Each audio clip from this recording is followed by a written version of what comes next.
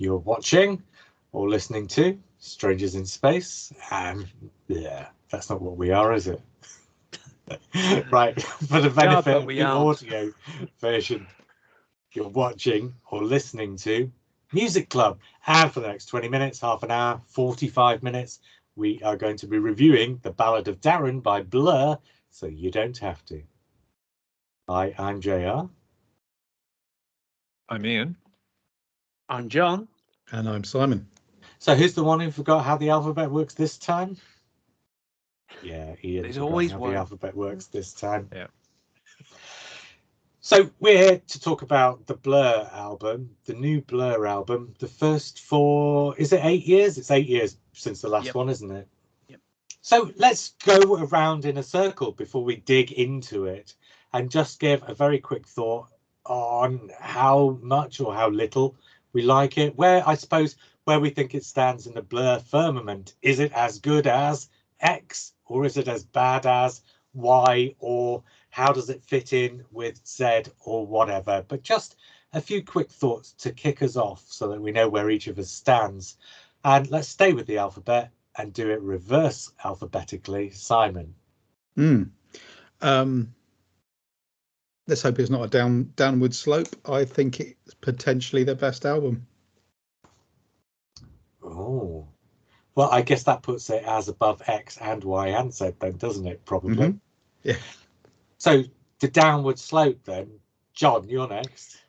It's definitely, I think, definitely the best one this century. I'll definitely go with that. And certainly in the pantheon of their better albums.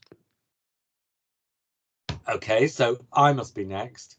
So I probably agree. Maybe it is their best album. Having said that, I think it's lovely, but I think it's entirely disposable. But we know I'm the bad guy here and I'm the non-Blur fan. So, Ian, what do you think? I think the first 3 tracks are probably amongst the 3 best they've ever done. I'm waiting for the rest of the album to come into focus for me. Yeah, fair enough.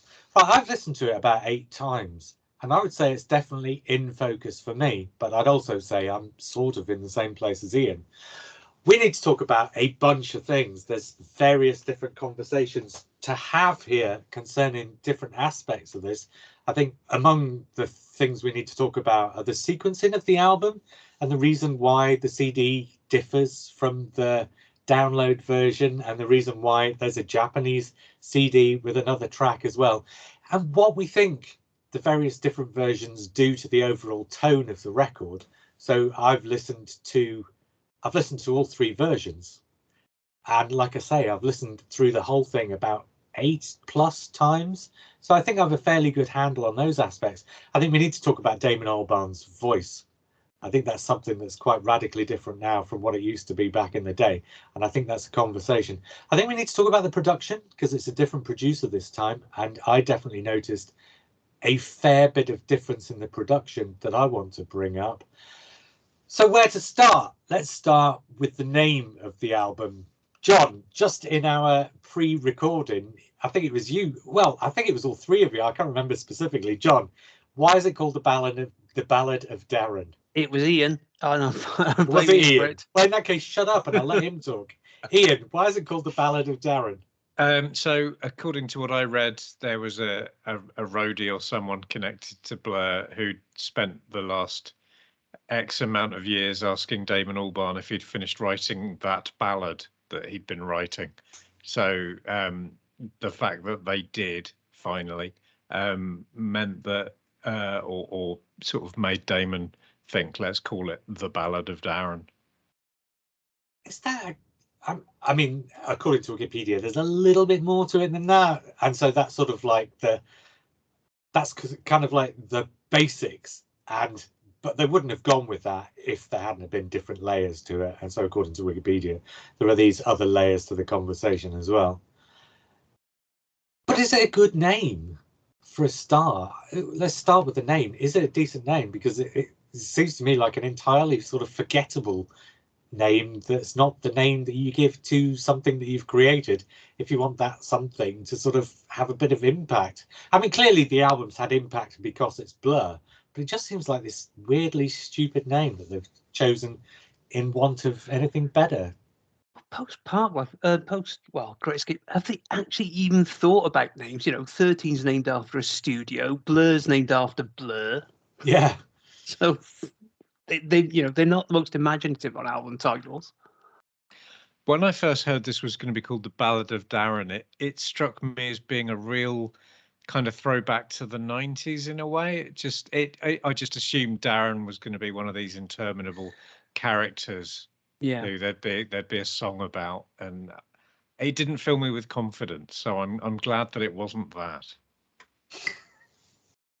Fair enough. Simon, any thoughts? Do you like it? I mean, I'm not saying it's necessarily terrible. I'm just saying I get the impression that there could have been a better name, really. I think it's as good as name as any, really. I don't have an opinion one way or another really with it. And yeah, when I first read it, I thought, okay, that tells me absolutely nothing. Yeah. And maybe that's the way forward, is don't don't judge a book by its cover or an album by its title. I suppose one of the things about it, or kind of earlier today, because I hadn't really thought about it, and earlier today I was just struck, well, why did they call it The Ballad of Darren? And not knowing what you were saying, what you were talking about, the stuff that you've brought up, the two things that struck me are ballad is taken these days to mean a gentle, sort of lilting piece of music, but actually the word ballad means a piece of music that tells a story. So in the old days, a ballad could be like a heavy rock song, but if it told a story, then it would be the ballad. We're Doctor Who fans, and in the Gunfighters, you've got the Ballad of the OK Corral, which is not a lilting, gentle piece of music, but Last Chance Saloon. Last Chance Saloon, but it is a storytelling piece of music, right? It's a ballad. And then the other thing is, and sort of this goes back to the 90s too, these days we have Gammons and Karens, right? But in the 1990s, we had Darrens and Sharons, didn't we? And I wondered, sort of similarly to Simon, Kevins and Sharons, but also Darrens and Sharons. Maybe you don't remember the Darren bit, but there was a period for a while where the Darren was the thing. I remember, I think that was the replacement for the Kevin. It might have been the one before the Kevin, because these things do mutate across the course of time, don't they? But my thought was, I wonder if at some point they thought, let's do a storytelling album like we did back in the 1990s. And maybe they came up with a title for what the storytelling album would be, and then just sort of in the production of it veered away from that idea. Because I think there are sort of remnants of the potentiality that they were going to do something similar to their 90s work. There's one called Goodbye Albert, for instance, that's definitely sort of harks back to the 1990s, where lots of songs would be named after characters. St. Charles Square is very much about the kind of characters that they were writing about in the 90s. St. Charles Square is basically the punk version of the Kinks thing that they were doing on Modern Life is Rubbish, right? So that's not a million miles away. And even songs like Russian Strings and Avalon are sort of narrative songs about invented characters, I think. So it's there. There's definitely a thing there. It's just not quite all the way through, and it's not as ostentatious as when they were doing it in the 1990s. Is that fair, all that I've just said, do you think?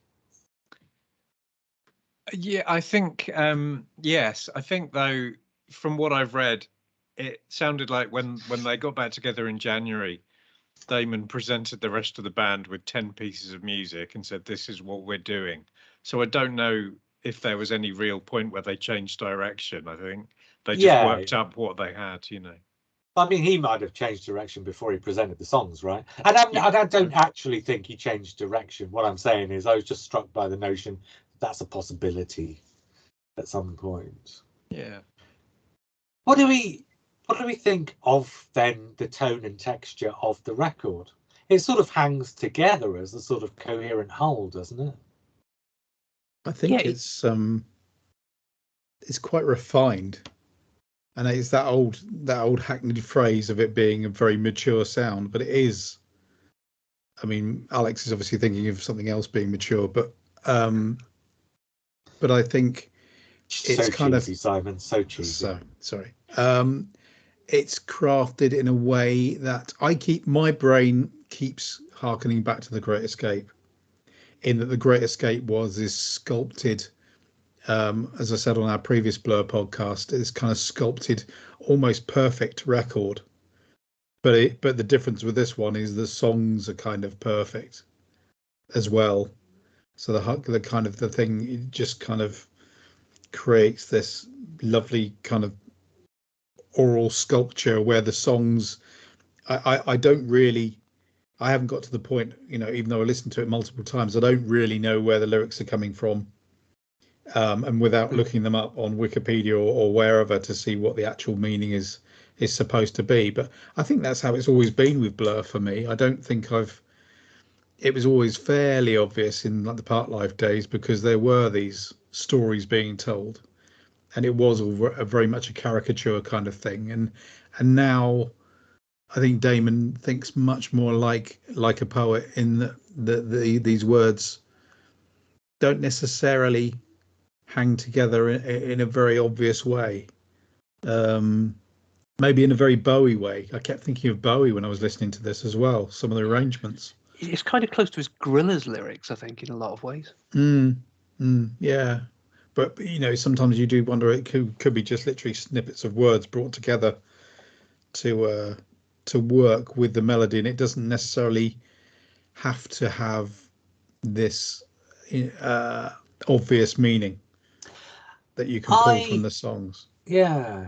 See, Voice as an instrument more than. Yeah. Oh, well, Yeah. I don't know if it is on this album, but we'll get back to that, because I think there's something else going on this album. But I think there's a thing happening, but I'll come back to it. But well, maybe I will have to say that now, because I wonder if this is part of it. There's a thing about this album where he doesn't, okay, he's not singing most of the album. He sort of talks singing it. He's sort of not quite talking, but he's definitely not singing for most of the album. He does this thing where he just sort of reins himself right in, and he does it a lot. So, for instance, has Barbaric been released as a single now? Because they're playing it on as we speak. It's the third single. It's listed as that anyway. So. Is it? Yeah. So it's on Absolute Radio, which we have on at work already. So it must be about to be. I listened to Barbaric on headphones today for the first time, and when you get to the chorus, because the chorus is insanely catchy, it is an utter earworm. Although weirdly, I've been listening to this album for 10 days now, and today was the first time I actually got up with that song in my head, even though I've heard it every day for the last 10 days. That's extraordinary. That was weird. I've had the exact opposite relationship. That song kind of stood out from the first listen, and that's been the earworm I've had for like 2 weeks solid. Yeah, I think my wife is ready to kill me. Agreed. Yeah, it's been in my head all day. Yeah, but the song that I wake up with every day has not been that until today. So it has been an earworm, is what I'm saying. Right. But the point being, I listened to it today for the first time on headphones, and Damon's voice is almost absent in the chorus. It's all Graham. Damon's voice is very light over the top. And I got the impression that he's struggling to sing, that maybe he's lost his singing voice. And so I watched a bit of the concert that they did on Radio 2 that was televised. Yeah. It's on the iPlayer. I watched a bit of that just before we came on to record. So for about 10 minutes, I just fast forwarded through about half a dozen different songs and listened to a verse and then a chorus to see how he was doing. And if you go into that and think, is he struggling with his voice a bit now? Then yeah, I think that tells. Towards the end of the concert, that's a bit unfair on live, because he's always been a bit more punk live. He's a bit more ragged. That too. Yeah, he is a bit more ragged, but also he's struggling with the high notes. And when he does hit the high notes, he sometimes goes out of key, or sometimes his voice goes really weak, or he's struggling with the high notes. What I'm saying is, that's age for you. Yeah, it's age. That's what I'm saying. And when you get to a certain age, if your voice starts struggling, you write a different type of song, which doesn't require you to do the stuff that you're struggling with. And so the reason I brought this up is, I think the sort of my thought about this album is that this is the album that you make when you can't do that stuff anymore. Hence, on Barbaric, for example, it's all Graham in the chorus rather than Damon. And Damon's there in order to make it a Blur chorus, in order that it doesn't have this weird kind of sort of thing where it becomes about Damon in the verse and Graham in the chorus or whatever. So they're both there so that it feels like a proper coherent song. But I do think he's struggling, and so that's why the album sounds like it does, which gives it a more mature sound. But to my mind also means that the songs are less engaging in some way. I'll come back to that thought maybe, but no, there's something a bit less I don't think they're immediate, is what I think. they're not direct. Yeah, no, yeah. They're it's a very subtle album. It's, you know, it's something you get 4 or 5 and you're finding new things. I've talked to another friend on this, and they were absolutely, yeah, it's a good album first, and then by the 5, no, it's a great album. Because it went the other when you way find for me. what Graham's doing, for instance, then you find the album, I think. Yeah, it went the other way for me, but not so that I started to dislike the album. I think spoilers. I think it's a 7 out of 10 album for me. It's a good album, but it's not going to be something that I sort of have amongst my sort of all-time favorites at any point. But the reason why I brought all that up is to come back to the lyrics. I think what you have is, if you take the kind of lyrics that he used to write that are quite direct and that address the sort of stories and the themes he wants to talk about directly, and then you do it in the more talky version of the voice rather than the more singy version of the voice, then that talky version of the voice kind of takes some of that directness out. So what I'm saying is, I think the lyrics are about the same as his lyrics have been, but I think you just don't notice it so much because of the way he's singing it.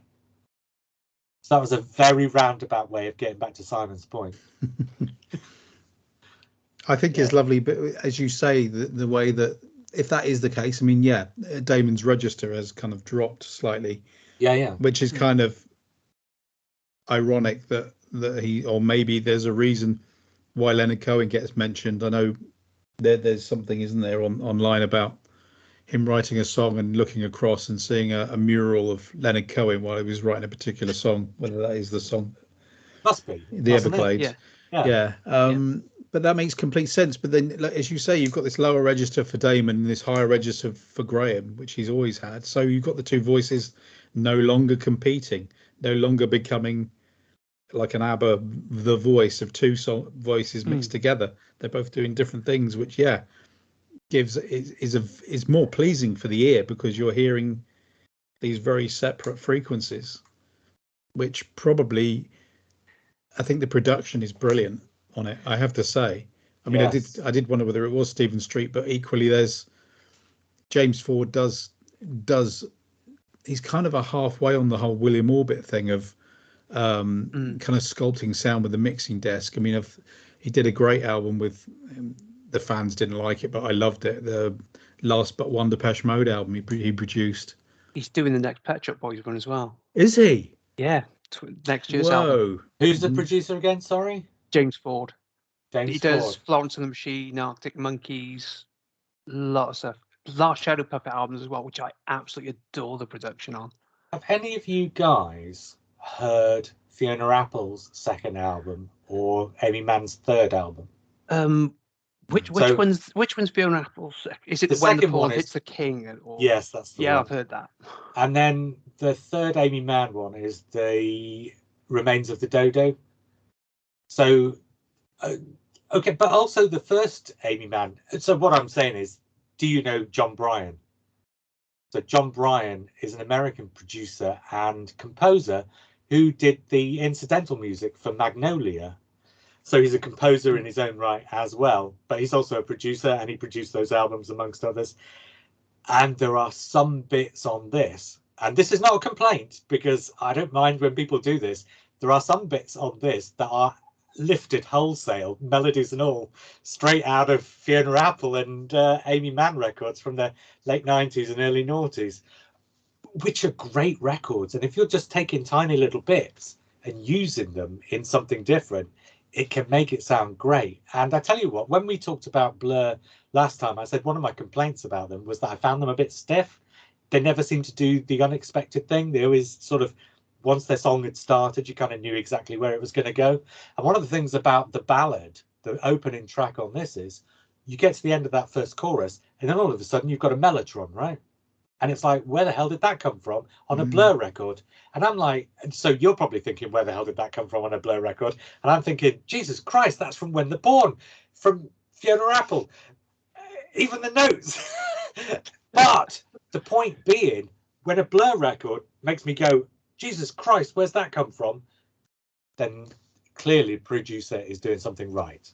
Yeah, I think it's a mixture of that, and I think it's also Damon as well. But the thing Yes, that gets yes. the genius that gets me about Damon Albarn is his palette of sounds is so big.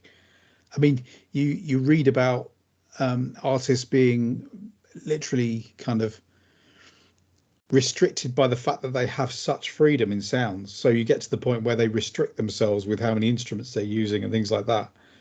But just finding that perfect sound, there's a sound in the ballad. There's this kind of little plinky sound, which it sounds like it's a mixture of 2 or 3 instruments all playing at once. There's Graham's guitar, and there's like this little plucked sound, and it's just utterly. It's like something out of a film soundtrack, like you say. That is so evocative, and you're not sure where it's taking you, but it's enough to. I think that's the brilliance of this. Yeah, and that carries on all the way through. And I tell you, the weird thing about this is that the sort of 10-track version, which seems to be the standard, is that the sort of standard version of the record? That's all And I've so listened to be fair. So Yeah. I'm assuming that there is a double-sided LP version, which has got 5 tracks on one side and 5 tracks on the other. I've got to imagine. So the split is the Everglades finishes side 1 and the Narcissist starts side 2. But the thing is, the CD, right? The Rabbi and the Swan. There's 2 bonus tracks on the CD, which seem to be there to kind of force you back into, like. It was there. That's up there on the download services now as well. I think the first 2 weeks they left them off, and then they've added it to it. They've added them. Yeah, there's a new deluxe edition on Spotify which has got Swan and Rabbi. Right, that's probably that's added for streaming, but not necessarily for download. So obviously streaming and download are 2 different things, right? Yeah. Anyway, either way, I think the Rabbi and the Swan are 2 of the better songs out of the 12, easily. Yes, definitely. And the Swan, I think possibly the Swan is the best track on the whole thing and should be the closing track regardless. Certainly it comes to a better, more sort of defining conclusion than The Heights does. The Heights deliberately. The Heights is quite deliberate with that the noise at the end, which just sort of disintegrates. But the noise at the end is just basically taken straight from A Day in the Life by the Beatles, except it misses the last chord. So it's open-ended. What I'm saying is that's a nice way to end the album, but The Heights ends beautifully. Not The Heights, The Swan ends beautifully. It comes down and it goes through the song, and then it comes to a down section, and then Damon sings and he just brings up the last line, and then the strings come in to rest behind him, and it's gorgeous. And of course that's how the album should end. It is 10 times better. The ending of The Heights is fine. Both work. They both work. I mean, I've just been listening to the 10 track version. I've not even gone to those bonus tracks yet, and I just think it works. My point being, and let the Rabbi be its own little thing. Yeah. Oh yeah. Well, the Rabbi's a nice, catchy. The Rabbi could have been a single, if you ask me. It's a nice, catchy little thing. Both of those last 2 could. I think it's 6 or 7 on the album that could have been singles. So. My point, though, is I think when you listen to something these days, so we went through, as listeners, we went through a big period where we grew up with records that were double-sided. And so side 1 told a story, and then it came to a conclusion. And then on side B, you kind of had a reintroduction, and the story carried on. And when I say story, I don't mean narratively, but I mean in terms of how the sequencing of the songs and how the album rises and falls and came to a different kind of climax, and that was the end of your record. But you had 2 stories forming a larger story. And then after the 1990s, we kind of went through a period where artists would just sequence for CD. So Well, there's no I side A. think that's from the late 80s onwards, 'cause it becomes a dominant medium. Blur are very much of that era. So Oh, theirs sure. are Well, no, but even through. during that period, they would still sequence for albums until the album basically disappeared altogether, which was later on. All of Blur's albums are sequenced for side A and side B. All of their early albums, up as far as at least The Great Escape, are sequenced for side A and side B. And this is a return to or what I'm saying is these days, I think we're seeing a return to sequencing for a side A and side B. The Everglades is definitely end of side one, right? Although it ends on exactly the same way as Karma Police by Radiohead, weirdly. But it is definitely the end of side one, and then The Narcissist is definitely the start of side two. But adding in the Rabbi and the Swan as bonus tracks on the CD and now on the download, that kind of messes with my head slightly, because now it seems like the album is out of balance. Which is why they left them off. It's balance Why don't they overall. just sequence it for 12 tracks? Why not just put out all 12 tracks and sequence it for 12? Because they preferred the running order that they came up with. And That's they the only wanted a thing I 36-minute long album, Yeah. which I think is beautiful. Absolutely. No But fat. it no longer is. It's now a 42-minute album. Well, no, With that's why weird they're both sequencing. bonus tracks. Yeah, but they're not bonus tracks anymore, are they? You've just said they've now been added. There's two different versions of the album. They are bonus tracks and they aren't. Well, that's exactly it, John. Science. But that's exactly it. As a statement of art. Well, those bonus tracks For won't be me- on the vinyl. No, I'm but convinced of it. but they will always and have always been on the CD. For me, if it's an artistic statement, then the integrity of it is also in the sequencing. And to me, having those two tracks weirdly on the CD and then added to other formats, and the sequencing of the album to be not having them there, but on almost every version of the album that you can now get, they are there. That whole thing kind of breaks the album's integrity for me. Yeah, I just think it's a modern world, isn't it? It's the way things are. Every album always comes up with a deluxe version later on. I think Just what the two double Most of the deluxe versions that you get later, though, are like the album plus a bunch of other stuff. This is not the album plus a bunch of other stuff. This is the album plus a bit more of the album. It's interesting. Is that a lot of people think Bjork's debut ends with Play Dead? And I'm looking. Somewhere I lost my original copy of Debut, so I'm looking for another copy that doesn't have Play Dead on it. Oh, you'll find it. Utterly ruins the album. It's not. I love the track on its own. But no. Well, it's a lovely song from a film, but it's written by somebody else, and it's got nothing to do with the rest of the record. Yeah, exactly. It's a bit like I've got several albums that have got like a bonus track stuck on the end, because a lot of the times, actually, in the 80s, when CD came up later in the decade, they'd reissue the album on CD, but because it was an emerging format, they'd stick a bonus track on, right? Or a couple of extended mixes, or to try and get people to buy it again and to sort of embrace a new format. This feels weirdly like some kind of variation on that, but to me, the Rabbi and the Swan are too good not to be considered part of the album, and it pisses me off that they're not sequenced properly with the rest of the album. Yeah, I got to agree with you there. I think the album to me feels like kind of not part of a trilogy, but thematically it follows on from the second Good, the Bad and the Queen album, which I don't know if anyone listened to. Not here. I mean, I don't know if anyone listened to it. And Damon Albarn's second solo album, which again I listened to it about once and I was like, no. And they're the only two records that he's done that I've not loved and played to absolute death. And I've listened to this one. I must have listened to this album 20 times. And after that wallop of the opening three songs, it just becomes this very slow, quiet, butterscotchy kind of bittersweet string, beautiful thing. And then the inclusion of two, fairly could be Blur at any stage kind of songs really does throw it out of balance. I think, and I don't actually like St. Charles Square. I think that's my least favourite track on the album. I know it's your favourite, isn't it, Ian? It's the most stereotypically Blur, isn't it? It is Well, if it somebody- starts with "Oi." It's the most kind of 13 sounding, but with that kind of proper mid-90s oi. It's So just yeah. I thought halfway between Blur and 13, it's got that kind of ragged sort of it's just spiky, noise, isn't it? yeah, spiky, noisy fun. Well, to me, it's like This Charmless Man meets Song 2.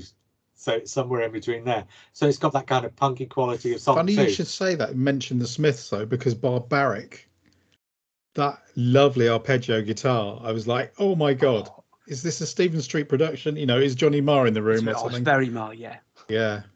Sorry, go back to what you're saying. Sorry. I think I was only going to go back and say, on Ian's point, those first three, the Ballad, St. Charles Square, Barbaric, are the three with sung choruses. And then after that, Russian Strings, The Everglades, Goodbye Albert, Not Far Away Island, or it comes back at the end, actually. So you've got a trio of songs at the start, which have got sung choruses. You've got perhaps three at the end that have more or less sung choruses. And then in between, you've got four with kind of, and it's not spoken, but it's kind of spoken sung choruses instead. Russian Strings and The Everglades for sure. I just wonder if Ian's concentration gets snapped when you get to the spoken choruses bit, because they're a lot less distinctive. They don't grip you as much. There's something less direct about them. That's And so certainly- maybe, yeah. That's the experience I'm having. I mean, normally with a record, it can take a month or two, and then totally unexpectedly, track 8 will just appear or like come into Yeah. focus like a magic eye puzzle. And I'm waiting for anything after Barbaric to really sort of stand up and say, I'm really good. You know, it's just there. Do you know, you were saying about, what was the last album called? The Magic Whip or something? Yeah. Yeah. You were saying that was like an album of album tracks without any singles. And I think after the point of Barbaric, I think this kind of feels like your description of that. I've not heard that, and I still haven't heard that. But to me, this sounded like, but your description of that was quite disparaging. Whereas I think, and so this is why it's 7 out of 10. For me, none of it really stands out very much. But by the same token, I think the whole thing's quite lovely, and I enjoy listening to it. So I'm not. This is not by way of a complaint. I'm just saying that for me, this is not the greatest album ever. Even though, going back to what I said at the Excuse me one start. moment. Okay, sure. Even though, going back to what I was saying right at the start, maybe it is my favorite, or will be my favorite Blur album. So it has this strange quality of, and I think sometimes the albums that are less distinctive, sometimes are the ones that will stay with you the longest, because they don't throw themselves in your face. So like you and Simon were saying earlier, it's not so much that there are always new things to find, but because nothing was so distinctive that it's stuck in your mind, you're finding things that you already knew about when you come back to it. For Simon's sake, I'm saying sometimes the albums that are less in your face are the ones that last longer, because it's not so much that you're finding new things, but that you're forgetting things, and when you come back, you're re-remembering things, and so you're sort of rediscovering it by re-remembering it. Like when you watch a TV program, like for instance State of Play, that you've seen many times, and it just reminds you when you rewatch it how good it is, because of all the stuff that didn't stick in your memory that's just as good as all the stuff that did. Mm-hmm. Not What that was to say that, State of Play anytime soon or anything. going back to what Ian was saying about, you know, waiting for the tracks to grab you. I mean, it's just it's a game of two halves. That first side, if these are, you know, if we are looking at the vinyl version, that first side is full of strong songs, and then the second side you've got the Narcissist, which I think was a slow burner. I think it's another out of time. It's got the same resonance, the same sonic qualities of like Regret by New Order, where the more you listen to it, you think this is utter genius, and it's got one of those, and then slowly it's that thing of where you'd buy an album and they would very cynically put the best known song right at the start of the album, so everyone would start playing it, Exactly. and then it would play on into the second track, and suddenly you're listening to the second track and then the third and so forth. So I think it's that process, because that's certainly what's happened with me, that you go back to the album, you press play and it plays it, and you think, oh, am I going to start listening from halfway through? No, I'm going to go back to that first track. But eventually you get down to those later tracks. I mean, I think it was kind of the same with Part Life, with This Is a Low, and we all know how This Is a Low has become such an anthem. It's But I aged seem to well. remember being kind of non-committal with it when I first started listening to Part Life. But slowly you realise, oh, actually, this is probably the strongest track on the album. Yeah, I suppose with Park Life, we were all there for the first, 3 of the first 4 tracks being the singles, and that's what we were there for. And the rest of the album just happened to be there, and over time we grew to love it, maybe. And maybe it'll be the same with this. I think it does lead off with the most immediate tracks, and I think that's a very deliberate decision. And then I don't want to say it goes into something. It reminds me of the Damon's solo project. Yeah. Just from like track 4 onwards. It feels more emotional than Blur used to be, and more thoughtful, and more sort of. I don't know what any of the songs are about, but it's probably all very poignant, and that's not what Blur used to do. So that's probably why I'm not immediately getting it.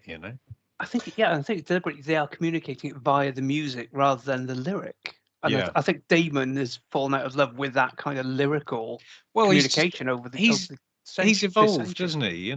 He's a very different. If you look at even his 2 solo records, there's almost 10 years between them, and there's a massive shift in his approach to music.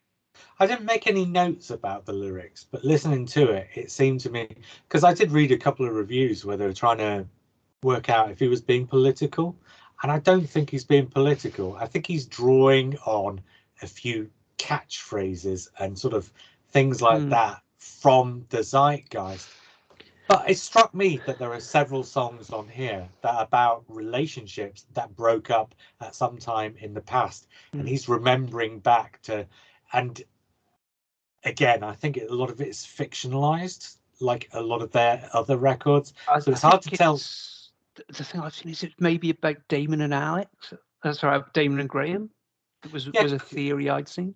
Maybe, yeah. But there's certainly things like Faraway Island and Avalon, and definitely Goodbye Albert, and totally Russian Strings, all harken back to. And there's a feeling of, and it's not always spelled out, there's a feeling of, these are the things we used to do. And at no point does he ever say, and I'd like it if we were still doing them, or I'd like to get back to doing them, or I'd like to do them with somebody else, or I'd like to do something else with you. It's just, these are the things we used to do. You make your own mind up what I mean by that.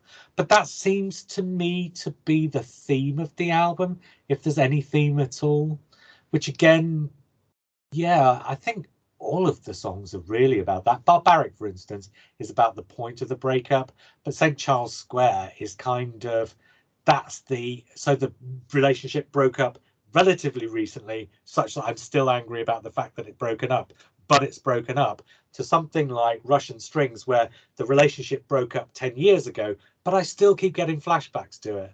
And it seems to me that's the theme. I think I could be totally wrong, but that was what I was picking up from it. Yeah, because 13 was obviously the previous breakup album. I think this is a lot more reflective. 13's a lot more tortured, certainly in the lyrics.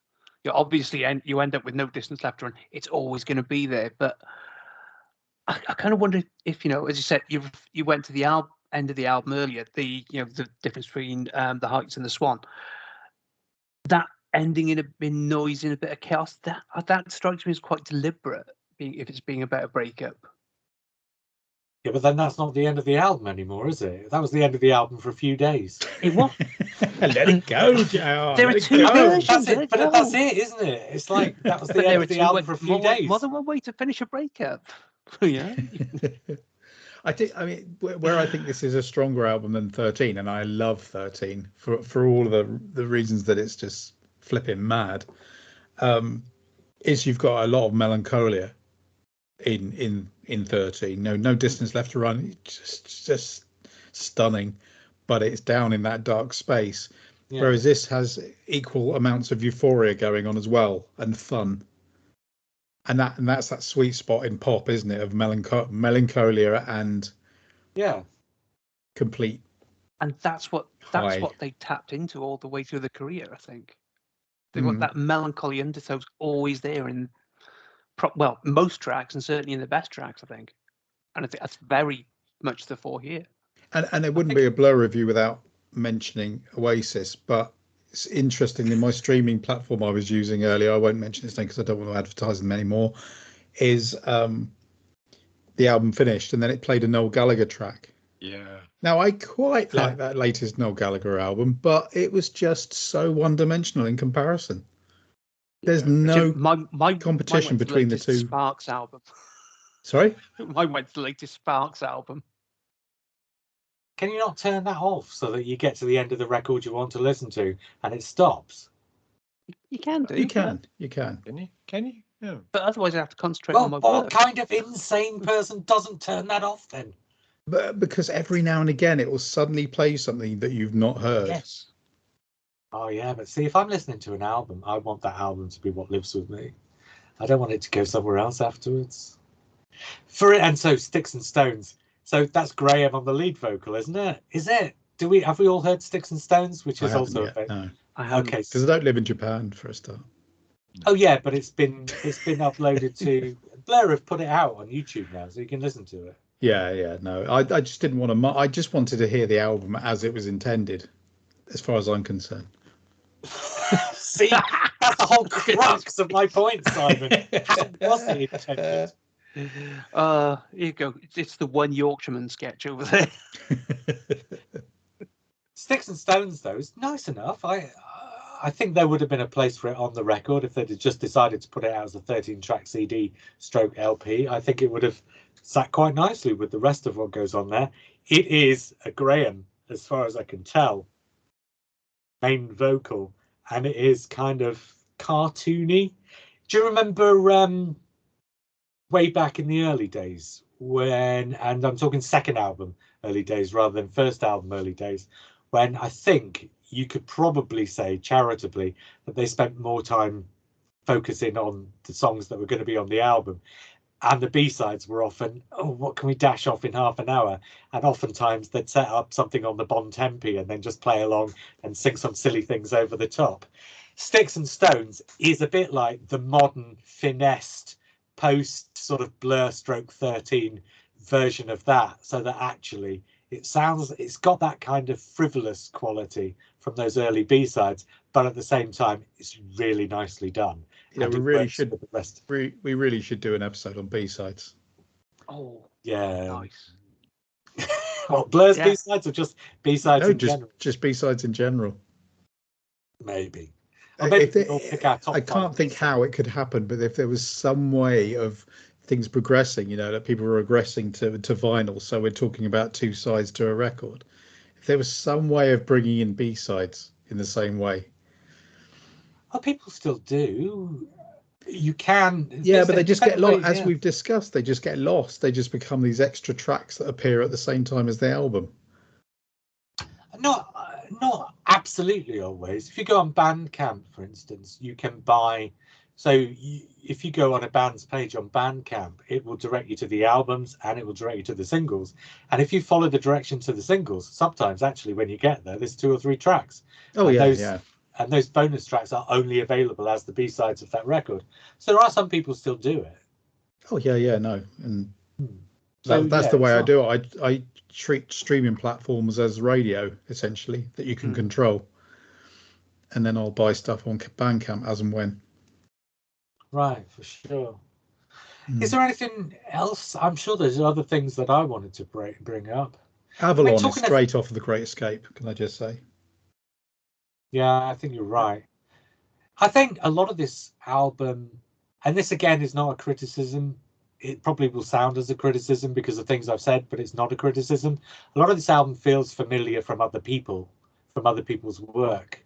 So, for instance, the sort of bit in the Everglades where the guitar works its way back down to the sort of opening chord in Russian strings, where it does the same kind of thing but very differently, where the guitar goes buh, buh, buh, buh, buh. You've heard that before somewhere else and I couldn't place it, but so a lot of the things sounded familiar, but I don't think that's a bad thing. I like it when bands sort of borrow, and that sort of magpie quality to music, I think, is a bonus, because it means that you're sort of listening to a richer sound, a richer experience, one that's not all come. If everything on a record has all come from one brain, sometimes that can be amazing. But look at Bowie. Bowie was about the people he collaborated with and his producers and his musicians. And so you had the product of lots of brains that Bowie was focusing and channeling. And so sometimes I think bands do it in a different way, but if they borrow stuff from outside, it's like they're focusing and channeling that as well. And so I think it gives it a richer sound that I think improves the overall experience. Well, certainly for me it does, because like I say, going back to what I was saying about the producer earlier and the sort of John Bryan effect in the opening track, through the rest of the album, I'm kind of always on my feet, being kept alert, even during the sort of quieter moments, by things like that, because I'm thinking, oh, that's a nice bit. I hope it comes around to that again, despite the fact that I recognise it from somewhere else. They've used it really nicely, or whatever. Yeah, but I think that's what, and this is why Blur are one of my favourite bands, is that they don't. It's not a monologue. It's a cultural conversation. It will direct you to other sources where you can, maybe that you haven't heard. And I think that's kind of, it says if they're using it well, if they're not just repeating it as, say, Oasis do with I'd Like to Teach the World to Sing, for instance. It's a cultural, it's a generosity. It's they don't mind you knowing their roots. Yeah. When they started, they were taking from their sort of, not kitschier, but definitely the sort of more strident pop end, things like the Kinks and so on and so forth, the very short, sharp shock kind of pop end of 60s sort of popular culture. And now they seem to have gone into that sort of slightly post-hippie, sort of acoustic guitar led, sort of melancholy, mellow end of the thing, but mixed with that sort of slightly post-punk new wave sound.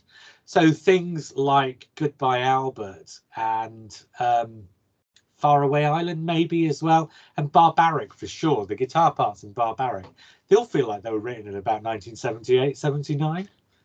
And they've just been transposed into sort of modern production values. So they've got that thing going on too. So this sort of takes the sort of pre-punk and the post-punk thing and melds them together.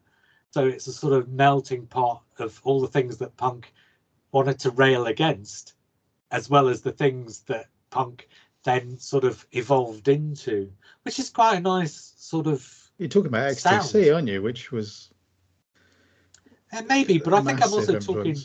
But I think I'm also talking about sort of OK Jam Computer. kind of Weller as well.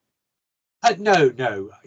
Yes, but I'm thinking more specifically of things like the Buzzcocks and groups like that. Yeah.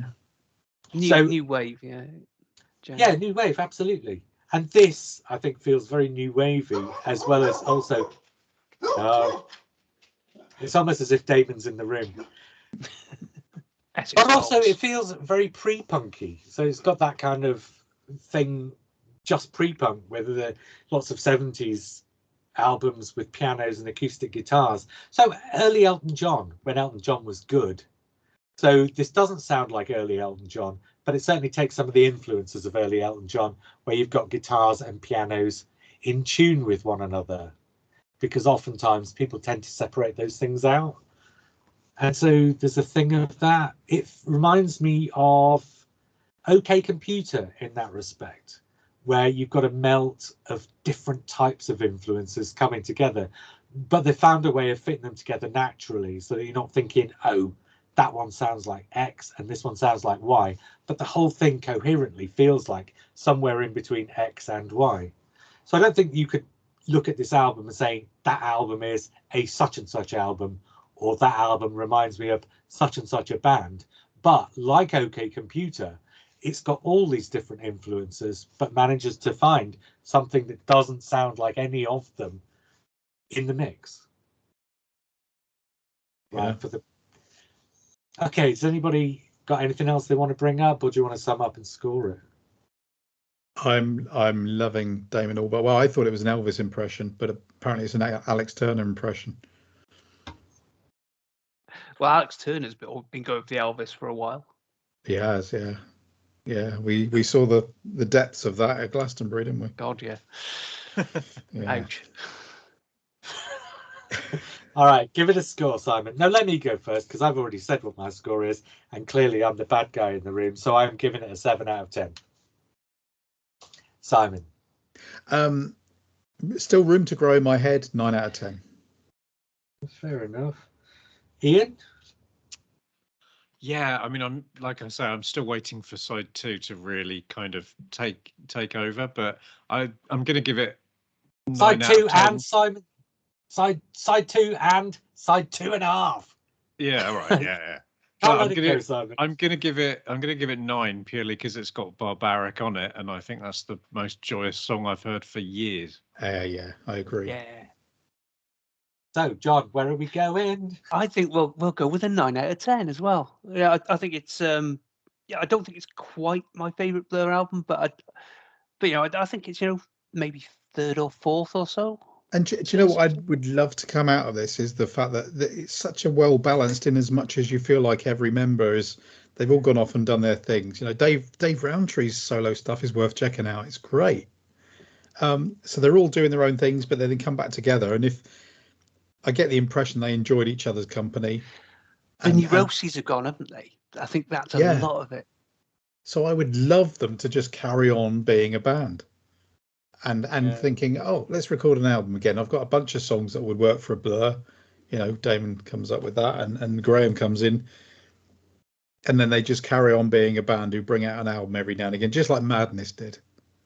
I think it's fascinating to see it as sort of as Blur as this kind of intersection in everyone else's solo career. So where they follow on. So not in context of simply in Blur, but in context of something a lot wider. Just these four guys and at the intersection of four very different solo careers, so to speak. You don't get much more different than Vindaloo and Africa, Damon Albarn solo work. Do you remember back in the day when you bought a vinyl record and the first thing you did was take it out of the sleeve and look at the runoff bit to see if they'd scratched anything in between the end of the last song and the paper in the middle? Were famous for that, obviously. On the Ballad of Darren side 2, scratched into the vinyl, just at that bit, it says next album June 2031. It doesn't really. I made that up. Yeah. Right, we will be back though in June 2031 to talk about that. Until we do, I was JR. I was Ian. I was John. And I was Simon. And we will speak again soon.